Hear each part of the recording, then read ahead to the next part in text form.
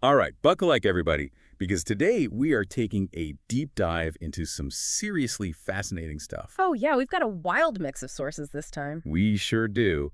We're going to be looking at a transcript from the Joe Rogan Experience, episode number 2260 with Lex Fridman. That's always an interesting one. Oh, you know Joe's going to get into some out there stuff. Definitely. And to contrast that, we'll also be dissecting a news clip that tackles some similar themes, but from a very different angle. It'll be interesting to see how those two sources play off each other. They're practically night and day in terms of their style and tone, but both touch on some seriously important issues. Like, what kind of stuff are we talking about here? Oh, just the light stuff like the challenges of sex in space, the brutal yet surprisingly progressive legacy of Genghis Khan. Oh, yeah. Can't forget about Genghis Khan. And then we've got the ongoing conflict in Ukraine, the always heated debate about social media and its impact on our minds, and we'll even touch on the ethical implications of AI voice cloning. Man, that's a lot to unpack. But that's what these deep dives are all about, right? Absolutely. It's not just about passively absorbing information. It's about thinking critically, challenging your own assumptions, and forming your own conclusions. Love that. So let's jump right in, starting with the Joe Rogan Experience. Okay, sounds good. Now, if you've ever listened to Rogan before, you know that his conversations can go in some pretty unexpected directions. He's definitely not afraid to stray from the beaten path. And in this episode with Lex Fridman, that leads to some really surprising insights. Yeah, for example, they dive into a hilarious discussion about the logistical challenges of, well, intimacy in the zero-gravity environment of space. It starts off as a lighthearted moment, but it actually turns into a serious conversation about the hurdles we'll face when colonizing Mars. Yeah, Friedman even goes so far as to suggest that the first Mars colony might end up resembling well, a cult, centered around. Certain primal urges. Right, exactly. And Rogan chimes in with his classic bluntness. You gotta have gravity to get laid, bro. It's amazing how a seemingly absurd topic like space relations can actually raise some really important questions about human needs and societal structures in these extreme environments. Totally. And speaking of unique societies, the conversation then pivots to Genghis Khan. Okay, now Genghis Khan, infamous historical figure.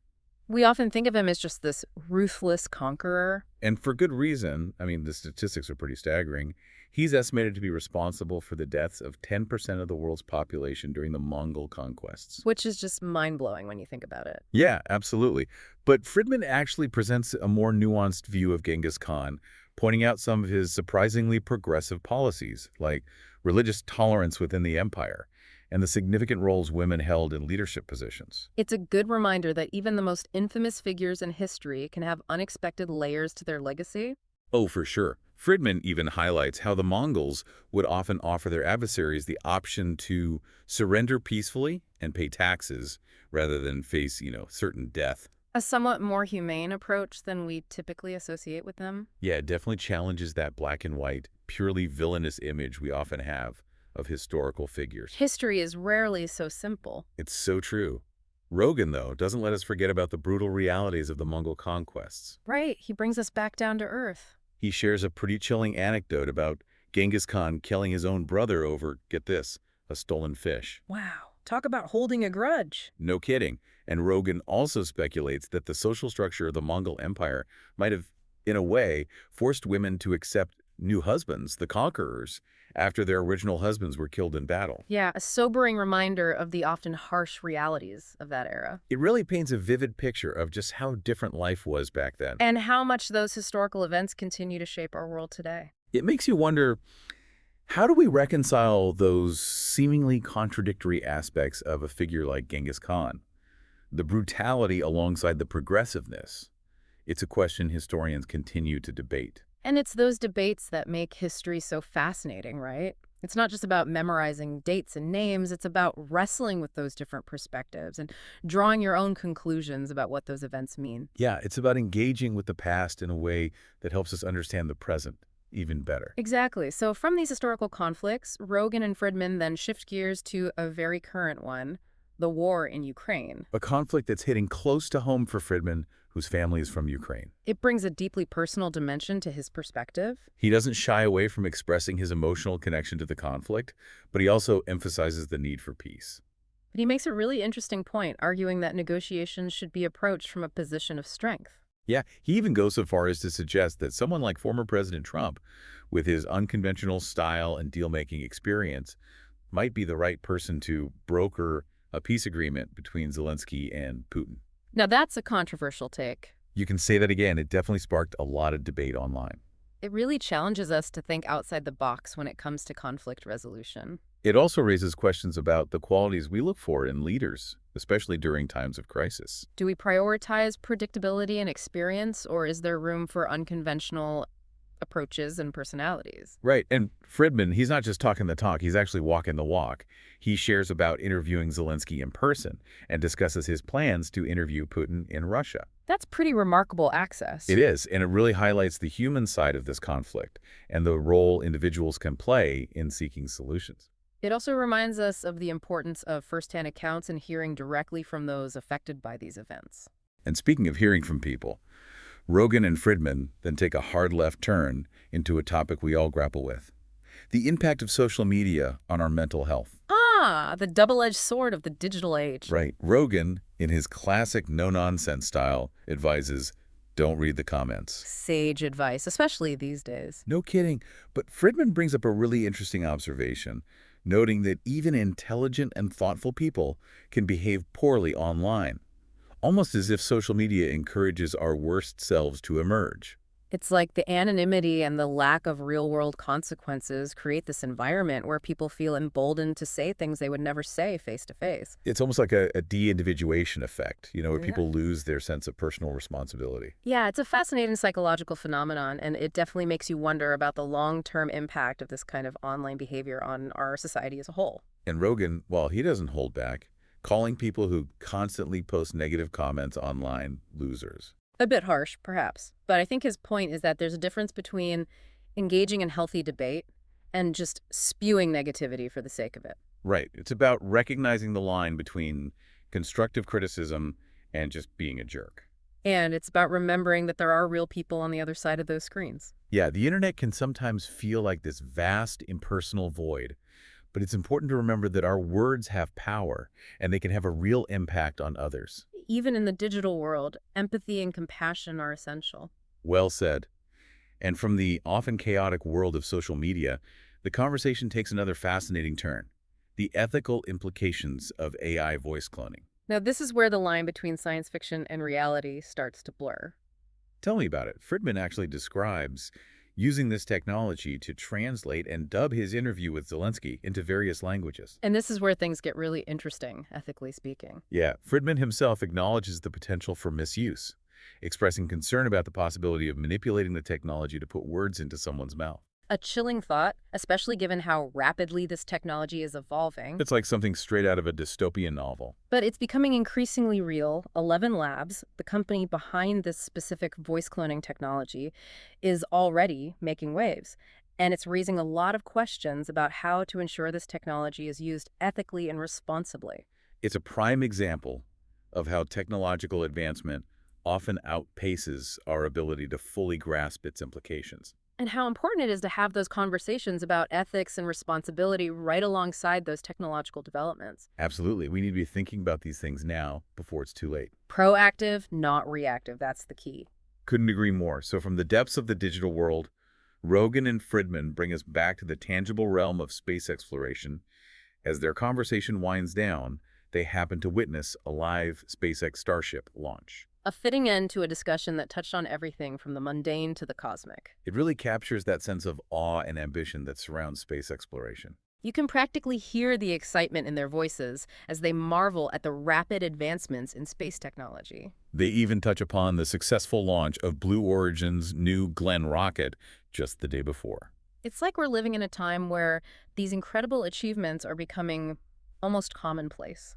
It really underscores how quickly space technology is evolving and the incredible potential of this field. It's almost as if we're on the verge of a new era of space exploration, one where the boundaries of what's possible are constantly being pushed further and further. It's truly an exciting time to be alive. But even with such remarkable progress, it's important to consider the full picture. Rogan points out the environmental impact of these launches. quipping that one launch generates as much carbon emissions as driving 100,000 cars nonstop for a year. A sobering reminder that even our most ambitious endeavors come with a cost. It's a balancing act, for sure, trying to advance technologically while also being mindful of our impact on the planet. Sustainability and innovation, two sides of the same coin.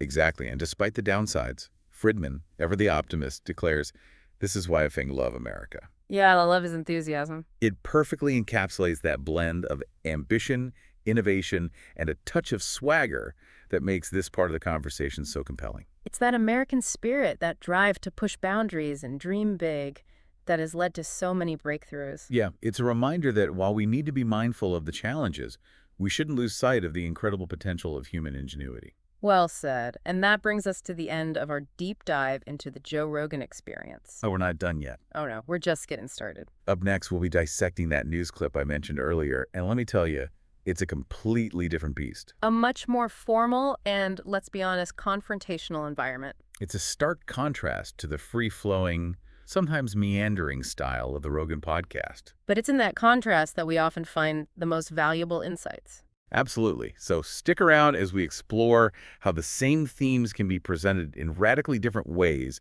and what that means for us as consumers of information. This is where the real deep dive begins. Buckle up. So this news clip, it really jumps right into a heated debate You could say that again? about a college newspaper article that Trump was involved with back in his Fordham days. Oh yeah, this one's a bit of a minefield. Yeah, it gets kind of tricky right off the bat. How so? Well, the woman in the clip, she claims that Trump actually wrote this article, advocating for a lower age of consent. Oh wow, that's a serious allegation. It is, but then one of the hosts, Michael Knowles, he jumps in to correct her. Oh, interesting. So what's the real story? Knowles points out that Trump didn't write the article, he just gave it a platform in the college newspaper. It was written by someone else entirely. Okay, so a big difference there. Huge. And it really shows how easily misinformation can spread, especially when people are already riled up about a topic, you know. Absolutely. It's like people are so quick to jump to conclusions, especially online. It's like everyone's looking for something to confirm their existing beliefs. Confirmation bias at its finest. And to make matters worse, the hosts in this clip, they keep talking over each other. Oh, that's always frustrating. It's like a verbal brawl. You can barely follow the facts. It makes it so hard to get to the bottom of what actually happened. You can really feel the tension, and it highlights how strong opinions and even political biases can really color the way information is presented and received. It's a good reminder that we need to be aware of our own biases and how they might be influencing our interpretation of events. And to be fair, I mean, news clips like this, they're often edited for brevity and impact, you know? Which can sometimes sacrifice nuance and context.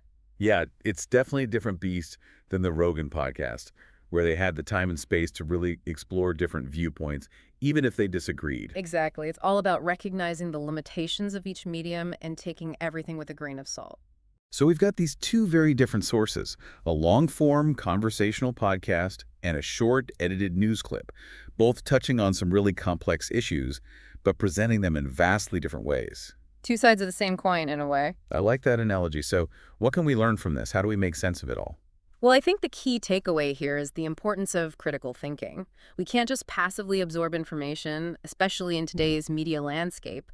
We need to be active participants, questioning assumptions, considering different perspectives, and doing our best to discern truth from falsehood. It's like being a detective, sifting through the evidence and trying to piece together the bigger picture. Exactly, and it's especially important online where it's so easy for information to be manipulated or taken out of context. It's like a Wild West out there. Anything goes. It's a minefield for sure, but I think both of these sources also reveal something really profound about us as humans. They showcase our complex relationship with technology, our never-ending quest for knowledge, and our deeply ingrained need to understand the world around us. I mean, it is pretty amazing when you think about it. On one hand, we're making these incredible advancements in technology, from AI to space exploration, that are literally pushing the boundaries of what's possible. It's mind-boggling.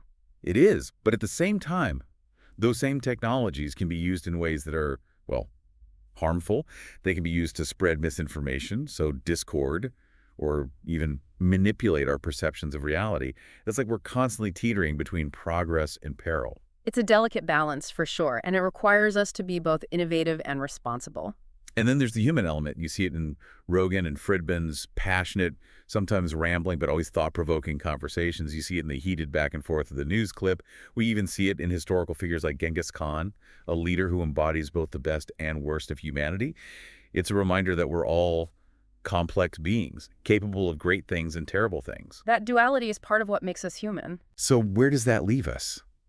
How do we stay informed and engaged in a world that's constantly bombarding us with information and competing narratives? How do we find the truth when it seems like everyone has their own version of it? The million-dollar question, I don't think there's a simple answer, but maybe, just maybe, the key lies in embracing the very things that make us human, our capacity for empathy, our desire to connect with others, and our inherent curiosity. It's like instead of shutting down or getting defensive when we encounter different viewpoints, we need to lean in, to listen with an open mind, and try to understand where the other person is coming from. Exactly. It's about recognizing that we all have our own unique experiences and perspectives, and that those differences are what make the world so rich and interesting. It's about celebrating our shared humanity while also acknowledging our individual differences. And it's about remembering that none of us have all the answers. We're all on this journey of learning and growth together. Speaking of journeys, Fridman talked about the resilience of the Ukrainian people in the face of war. Even amidst unimaginable hardship, they find a way to adapt, to rebuild, to carry on. It's inspiring, really. It is, and it speaks to the indomitable spirit of humanity, our ability to overcome even the most daunting challenges. And maybe that same resilience is what we need to navigate this information age. We need to be adaptable, to be critical thinkers, and most importantly, to never lose hope in our collective ability to find truth and meaning. It's about holding on to that belief that even in the darkest of times, there is always light to be found, if we're willing to look for it. And maybe that search for light, that's what this deep dive is all about. Man, it really feels like we're at a crossroads, you know? Yeah. With all this incredible technology, we've got the potential to create a more informed and connected world. Yeah, but it's a double-edged sword, right? That same technology could also divide us even more. It all comes down to how we choose to use these tools. How will we interact with information in this crazy new world? It's a tough question, but I think Fridman's point about the resilience of the Ukrainian people really hit home for me. They face unimaginable hardship, but they keep adapting, rebuilding, and pushing forward. It's inspiring. That's the kind of resilience we all need in this information age. Totally. But it's not just about surviving, it's about thriving, right? It's about finding ways to connect with each other on a deeper level, to have real conversations, and to work together to solve problems. Couldn't agree more. So as we wrap up this deep dive, I want to leave you with one last thought to chew on. Okay, hit me with it. We've explored the vastness of space, the complexities of human history, the digital world, and even the inner workings of our own minds. But what about exploring our inner space? Inner space, what do you mean by that? I mean, taking the time for introspection, for self-reflection, examining our own biases, and searching for those qualities that connect us to something bigger than ourselves. You know, in a world that's constantly bombarding us with information and distractions, that inward journey might be more important than ever. Exactly. That self-awareness can help us navigate this complex information landscape we find ourselves in. That makes a lot of sense. We are all part of this incredible human story, a story full of triumphs and tragedies, moments of brilliance and moments of darkness.